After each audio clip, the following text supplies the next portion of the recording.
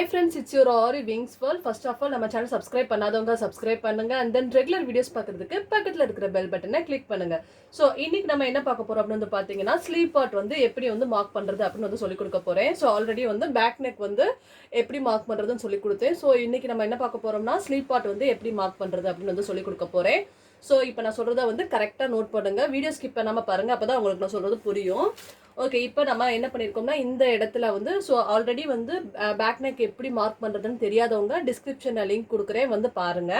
So இப்போ back neck வந்து mark பண்ணியிருக்கோம் இல்லையா, ஸோ இதுக்கு ஆப்போசிட் சைடு தான், சரிங்களா? இதுக்கு ஆப்போசிட் சைடு தான் நம்ம என்ன பண்ண போகிறோம்னா இது வந்து ஸ்லீவ் பார்ட் வந்து மார்க் பண்ண போகிறோம், சரிங்களா? ஸோ இதுக்கு ஆப்போசிட் சைடு தான் வந்து இந்த பார்ட். நான் அதை அப்படியே என்ன பண்ண போகிறேன், திருப்பி போடுறேன், சரிங்களா? ஓகே, இப்போ இந்த பக்கம் திருப்பிட்டேன். ஸோ இப்போ இந்த இடம் எப்படி இருக்குது, பிளைனாக இருக்குது, சரிங்களா? ஸோ அந்த ஆப்போசிட் சைடு எடுத்ததுக்கப்புறம் என்ன பண்ணணும்னா ஃபஸ்ட்டு வந்து நான் இந்த ப்ளவுஸ் பீஸ் வந்து எடுத்துக்கிறேன். அதுக்கப்புறம் நம்ம வந்து என்ன பண்ண போகிறோம் அப்படின்னு வந்து பார்த்தீங்கன்னா டேப் எடுக்க போகிறேன். ஸோ டேப் எடுத்துட்டேன். டேப் எடுத்துட்டு ஃபஸ்ட்டு இதோட ஹைட், இது வந்து 3/4 ஸ்லீவ், சரிங்களா? ஸோ இதோட ஹைட் எவ்வளோ அப்படின்னு வந்து நம்ம அளந்துக்கலாம். ஸோ இந்த இருக்கு இல்லையா, ஸோ இந்த இடத்துல வந்து இந்த இடத்துல இந்த ஷோல்டர் பார்ட் இருக்கு இல்லையா, ஸோ ரெண்டையும் ஜாயின் பண்ணியிருக்காங்கல்ல, இந்த ஷோல்டர் பார்ட், இந்த இடத்துல நம்ம இந்த ரெண்டையும் வந்து ஷோல்டரையும் கையையும் ஜாயின் பண்ணிருப்பாங்கல்ல, அந்த இடத்துல நம்ம கரெக்டாக வந்து இந்த டேப்பை வைக்கணும், சரிங்களா? ஸோ டேப்பை வச்சு ஹைட் எவ்வளோ இருக்குன்னு ஃபஸ்ட் நான் அளந்துக்கிறேன். ஸோ ஹைட் வந்து பார்த்தீங்கன்னா 10 இன்ச் இருக்குது, சரிங்களா? ஸோ ஹைட் வந்து இங்கே பாருங்கள், இங்கேருந்து அப்படியே ஸ்ட்ரைட்டாக கீழே வரைக்கும் வந்து வைக்கணும். ஸோ வச்சு நம்ம எவ்வளோ ஹைட் இருக்குது அப்படின்னு பார்த்தீங்கன்னா 10 இன்ச் இருக்குது, சரிங்களா? ஸோ இப்போ நான் என்ன பண்ண போகிறேன்னா ஹைட் வந்து இங்கேருந்து இது வரைக்கும் அளந்ததுக்கு 10 இன்ச் இருக்குது. அண்ட் தென் வந்து இதோட சுற்றளவு எவ்வளோ இருக்குன்னு பார்க்க போகிறேன். இதை நல்லா இப்படி பிடிச்சிக்கோங்க. எப்பயுமே இப்படி மார்க் இப்படி நல்லா இப்படி கையை இப்படி நல்லா வச்சு பிடிச்சிட்டு அதுக்கப்புறமா நீங்கள் அளந்தீங்கன்னா தான் கரெக்டாக வரும், சரிங்களா? இது வந்து கையோட சுற்றளவு எவ்வளோ இருக்குன்னு நான் பார்க்க போகிறேன். ஸோ ஓகே, ஸோ சுற்றளவு வந்து பார்த்தீங்கன்னா 4.5 இருக்குது. இங்கே பாருங்கள், சுற்றளவு எவ்வளோ இருக்குது, 4.5 இருக்குது. ஸோ இதையும் வந்து நோட் பண்ணிக்கோங்க. சுற்றளவு வந்து 4.5 இருக்குது. ஹைட் வந்து எவ்வளோ இருக்குன்னா 10 இருக்குது. இப்போ என்ன பண்ண போகிறேன்னா 4.5 + 4.5 எவ்வளோன்னா 9 வருது, சரிங்களா? ஸோ இப்போ என்ன பண்ண போகிறேன்னா இந்த இடத்துல வச்சு ஸோ 9க்கு வந்து என்ன பண்ண போகிறேன்னா ஒரு பாயிண்ட் பண்ண போகிறேன், சரிங்களா? இங்கே ஒரு பாயிண்ட். எப்பயுமே வந்து நான் பேக் நெக்குக்கு வந்து கீழே 1 இன்ச்சுக்கு வந்து கேப் விடுங்கன்னு சொல்லியிருக்கேன் இல்லையா, அதே பேட்டர்ன் தான் கைக்கும் வந்து கீழே வந்து 1 இன்ச்சுக்கு கேப் விட்டு நீங்கள் மார்க் பண்ணுங்கள், சரிங்களா? ஓகே, இப்போ என்ன பண்ண போகிறேன்னா அந்த நம்ம 4.5 × 4.5 சொல்லியிருக்கேன் இல்லையா, ஸோ வந்துட்டு நம்ம வந்து என்ன வருது, 9 வருது. ஸோ 9 இன்ச்சுக்கு வந்து ஒரு இந்த மாதிரி வந்து பாயிண்ட் வச்சுக்கிறேன். கொஞ்சம் வந்து ஜூமில் கூட காமிக்கிறேன், இங்கே பாருங்கள். இப்போ நம்ம வந்து 9 இன்ச்சுக்கு என்ன பண்ணிட்டோம், பாயிண்ட் பண்ணிட்டோம். பாயிண்ட் பண்ணதுக்கப்புறம் இது ரெண்டுக்கும் இடையில உள்ள சென்டர் பாயிண்ட்டை வந்து நான் என்னங்கிறத நோட் பண்ணி அங்கேயும் வந்து ஒரு பாயிண்ட் பண்ணிக்கிறேன். ஸோ 4.5 சொல்லியிருக்கேன் இல்லையா, ஸோ அந்த இடத்துலையும் வச்சு வந்து ஒரு பாயிண்ட். ஸோ 4.5 இந்த பக்கம் வந்து ஒரு 4.5, அந்த பக்கத்து ஒரு 4.5, டோட்டலி வந்து எவ்வளோ இருக்குன்னா 9 இன்ச் இருக்குது. இப்போ நான் என்ன பண்ண போகிறேன் அப்படின்னு வந்து பார்த்தீங்கன்னா ஸோ ஸ்கேலை எடுத்து ஒரு கோடு போட போகிறேன், சரிங்களா? ஸோ கையோட சுற்றளவுக்கு நம்ம வந்து என்ன பண்ண போகிறோம், கோடு வந்து போட போகிறோம், ஓகேவா? ஸோ இந்த மாதிரி ஸ்ட்ரைட்டாக வந்து ஒரு கோடு போட்டுட்டேன். கீழே 1 இன்ச் விட்டுட்டேன். ஸோ ஸ்ட்ரைட்டாக வந்து ஒரு கோடு போட்டுட்டேன். இப்போ என்ன பண்ணணும்னா ஹைட் சொன்னேன் இல்லையா, ஸோ ஹைட்டு நம்ம அளந்தோம் இல்லையா, ஹைட் இங்கேருந்து எடுத்து இங்கே வச்சு அளந்தே இல்லையா, ஸோ எவ்வளோ இருக்குன்னு சொன்னேன், 10 இருக்குன்னு சொன்னேன் இல்லையா. ஓகே, இப்போ என்ன பண்ண போகிறோம்னா இந்த இருக்கு இல்லையா, அந்த டேப்பை வச்சு இந்த 10 இன்ச்சுக்கு வந்து இந்த சென்டர் பாயிண்ட் சொன்னேன் இல்லையா, அந்த அதுக்காக தான் எப்பயுமே சென்டர் பாயிண்ட் வந்து குறிச்சிக்கணும். ஸோ இது வந்து என்னது 4.5, இதுக்கு கரெக்டாக சென்டரில் வச்சு 10 இன்ச்சுக்கு வந்து மேலே வந்து ஒரு பாயிண்ட் பண்ணிக்கோங்க, அவ்வளோதான். இப்போ நான் வந்து இதுக்கு நேராக வச்சு ஒரு ஓகே, இப்போ நம்ம ஹைட் வந்து 10 இன்ச்சுக்கிட்ட ஒரு பாயிண்ட் வச்சுட்டோமா. இப்போ சைட் பார்ட் வந்து நம்ம தெரிஞ்சுக்கிறதுக்காண்டி என்ன பண்ண போகிறோம்னா நான் வந்து சைடில் எவ்வளோ இன்ச் இருக்குன்னு வந்து கேல்குலேட் பண்ண போகிறேன். அதாவது இந்த அக்குள் சைட்லேருந்து இந்த கீழ் பக்கம், இது வந்து மேல் பக்கம் பாருங்கள், இது வந்து மேல் சைடு. இப்போ நான் அந்த கீழே இருக்குது இல்லையா, இந்த கீழ் பக்கம் வந்து அக்குள்லேருந்து இது வரைக்கும் எவ்வளோ ஹைட் இருக்குன்னு டேப் வச்சு அளக்க போகிறேன். ஸோ இது வந்து பார்த்தீங்கன்னா ஒரு 8 இன்ச் இருக்குது, சரிங்களா? ஸோ ஒரு 8 இன்ச்சுக்கு என்ன பண்ண போகிறேன்னா இந்த சைடில் வச்சு ஒரு 8 இன்ச்சுக்கு ஒரு பாயிண்ட்டு, அதே மாதிரி இந்த சைடில் வச்சு ஒரு 8 இன்ச்சுக்கு வந்து ஒரு பாயிண்ட் வைக்க போகிறேன். ஓகே, இப்போ நீங்கள் வச்சுட்டிங்களா? ஓகே, இப்போ என்ன பண்ண போகிறோம்னா இது ரெண்டையுமே வந்து ஜாயின் பண்ண போகிறோம். இது ரெண்டையும் வச்சு நான் என்ன பண்ண போகிறேன்னா ஜாயின் பண்ண போகிறேன். லைட்டாக கோல்டாக இருக்குது, ஸோ அதனால் டிஸ்டர்பன்ஸாக எடுத்துக்கிறாதீங்க. கொஞ்சம் தொண்டை பேசும்போது அப்படியே கரகரன்னு இருக்கிற மாதிரி இருக்குது. ஓகே, ஸோ இப்போ நம்ம சைடில் ஒரு கோடு பண்ணிட்டோமா. இப்போ நெக்ஸ்ட் என்ன பண்ண போகிறோம் அப்படின்னு பார்த்தீங்கன்னா, இந்த பார்ட் இருக்கு இல்லையா, ஸோ இந்த மேலே இருக்கிற பாயிண்ட் இருக்கு இல்லையா, அந்த பாயிண்ட்லேருந்து ஒன் சைடு வந்து நார்மலாக எப்பயும் போல் ஜாயின் பண்ணிடுங்க.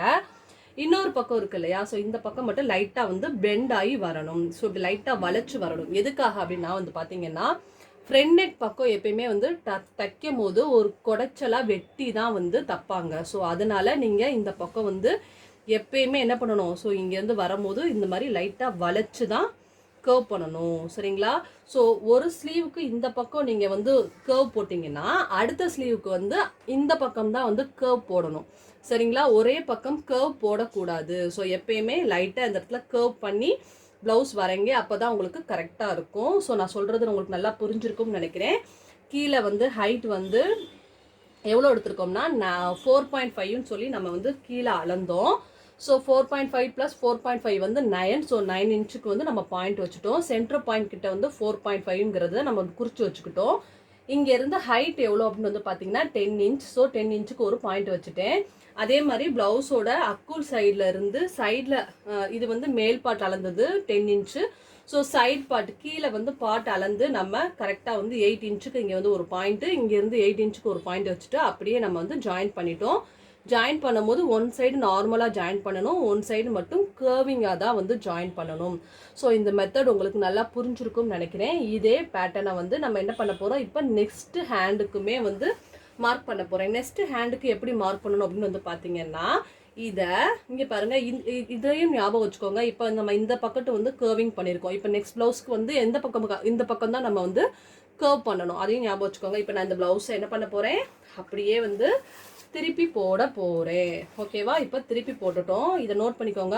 போன ப்ளவுஸில் நம்ம இந்த பக்கம் மார்க் பண்ணியிருக்கோம். அதனால இப்போ நம்ம இந்த பக்கத்து வந்து கர்வ் போட போகிறோம். அதனால லைட்டாக நான் வந்து குறித்து வச்சுருக்கேன், நீங்கள் மறந்துடக்கூடாதுங்கிறதுக்காண்டி. சரிங்களா?